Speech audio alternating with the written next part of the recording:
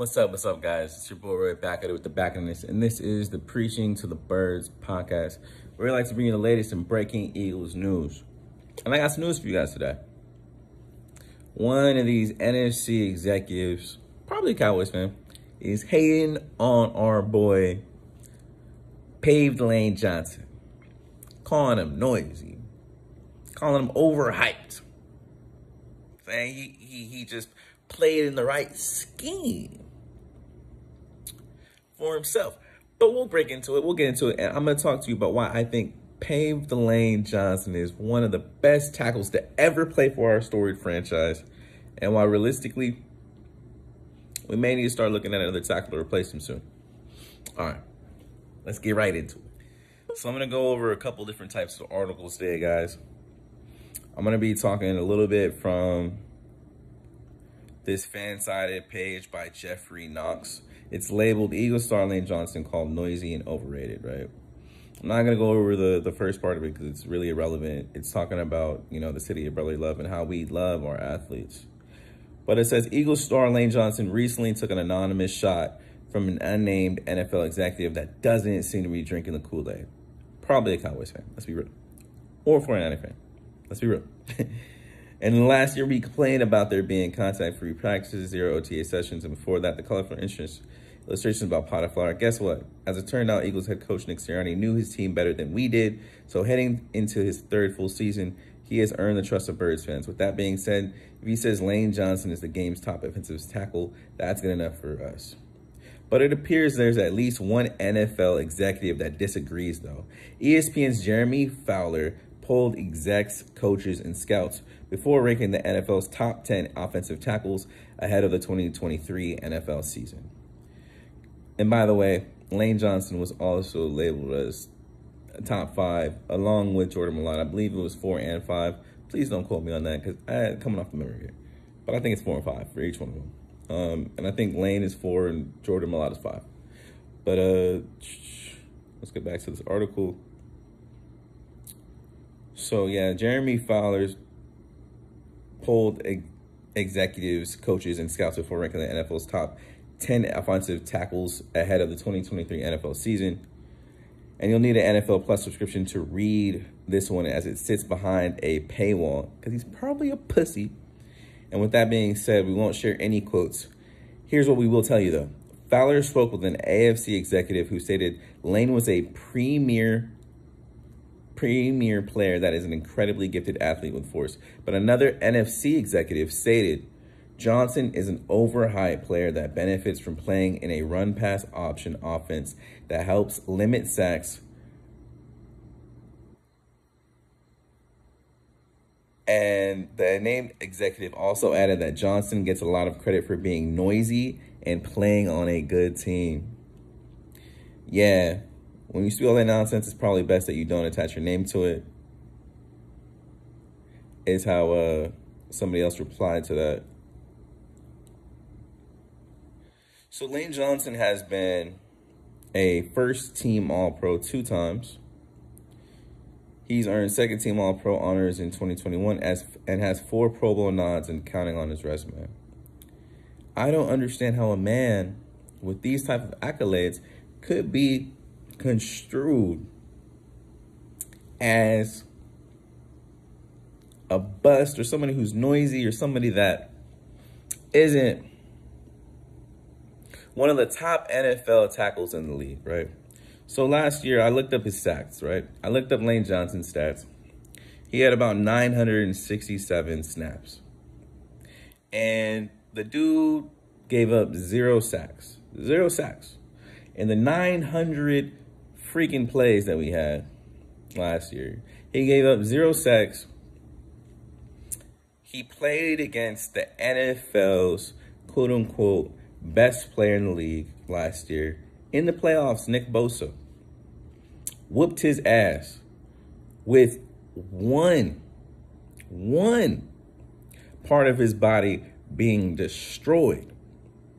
He had an abductor torn off the bone, basically. He's playing literally at 75%, and he wore Micah Parsons, and he wore Nick Bosa out. You can look at the tape. They try to bull rush him. He sits down. Ain't nothing you can do. I don't understand how this man could be not rated as one of the top NFL tackles by anyone who's seen the game, other than a Cowboy or a Arizona or a San Francisco 49er fan. I mean, come on. Let's be real here. Let's be very, very real here. Any man that whoops your ass like that when he's hurt is a top player in the league. Come on, it don't take rocket science to be able to figure out what Lane Johnson did. He's a man amongst boys, right? So let's go into the next topic. All right, guys, so let's go ahead and break down our story franchises, story tackles in the game, right? So we got John Runyan. Let's start off with him. He played in the league from 1996 to 2009. He had about 1 Pro Bowl and 1 All-Pro selection. His All-Pro selection was AP2, or he made it into, you know, the All-Pro second team in 1999. And in 2002, he made the Pro Bowl, right? And then Trey Thomas, one of our favorite guys, one of our favorite announcers for the team, he had about 3 Pro Bowls and 1 All-Pro. So his Pro Bowl was in 2001. In 2002, he had All-Pro in 2002. And then he also had a Pro Bowl in 2004. And then we're going to move on to Jason Peters, one of our favorite tackles, the mythical freak, the bodyguard, the godfather, you know, one of our favorite tackles to ever play for the team. So he got a lot of accolades, as we already know, a ton of accolades. It's crazy how he was playing for the Eagles, boy. But so for the Eagles, he made an All-Pro second team in 2010. He made Pro Bowl in 2009. He made, he had a lot of accolades, right? So he had Pro Bowls from 2009 when he got to the Eagles to about 2015. It's crazy. The man was out here doing work, bro. Like, he had a ton of All-Pro selections. In total, he had about 1, 2, 3, 4, 5, 6, 7 Pro Bowls for the Eagles. And he had 1, 2, 3 All-Pro selections for the Eagles. He had about 3 or 4 All-Pro selections for the Eagles. The only person that can compare to Jason Peters at all is Pave the Lane Johnson. So Lane Johnson, he's been playing from 2013 to 2022, which is now. He has 4 Pro Bowls, 2 All-Pro selections. In 2017, he was All-Pro 1, and then 2021 All-Pro 2, and 2022 All-Pro first team as well, right?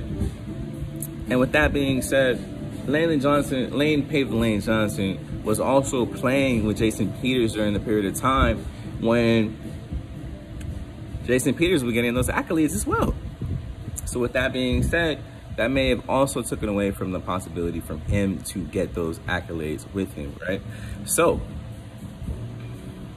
let's talk about the next topic, right?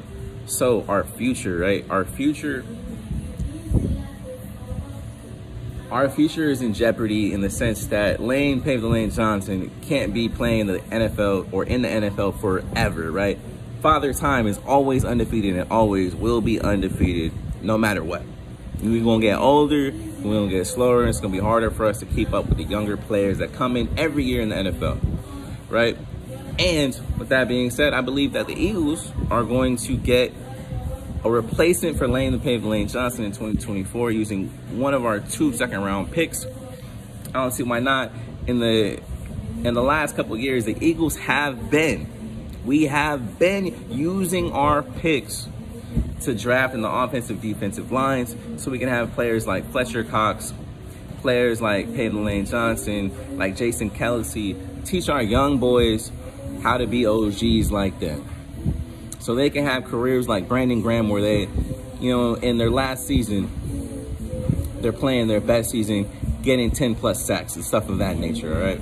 But all right, guys, that's all I really have for you guys today. I hope you guys are having a great day. I'm about to get the hell up out of Cancun. It's hot as hell. I'm ready to get back with my girlfriend and, you know, do Cali things and not be sweating our asses off just walking. Hope y'all having a great day. Deuces.